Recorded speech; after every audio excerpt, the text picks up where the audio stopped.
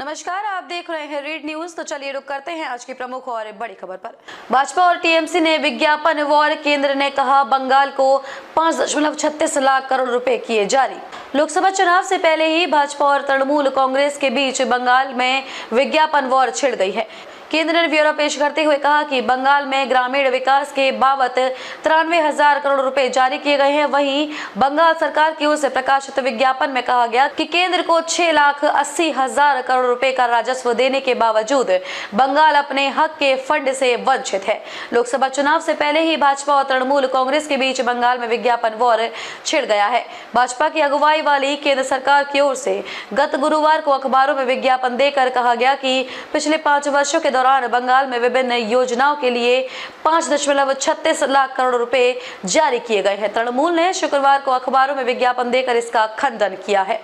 केंद्र ने ब्यौरा पेश करते हुए कहा कि बंगाल में ग्रामीण विकास के बाबत 93,000 करोड़ रुपए जारी किए गए हैं। पीएम किसान सम्मान निधि योजना के तहत किसानों को 8.49 करोड़ रुपए का लाभ मिला है। इसके जवाब में तृणमूल के नेतृत्व वाली बंगाल सरकार की ओर से प्रकाशित विज्ञापन में कहा गया कि केंद्र को 6,80,000 करोड़ रुपए का राजस्व देने के बावजूद बंगाल अपने हक के फंड से वंचित है। बंगाल में विभिन्न केंद्रीय योजनाओं को बंद कर दिया गया है। केंद्र ने बंगाल में अन्य पिछड़ा वर्ग के लिए स्कॉलरशिप बंद कर दी है। केंद्र पर कुल 1,74 लाख करोड़ रुपए बकाया है। विज्ञापन में आगे कहा गया है कि इसके बावजूद राज्य सरकार ने अपने कोष से समाज के हर एक वर्ग के कल्याण के लिए योजनाएं शुरू की हैं।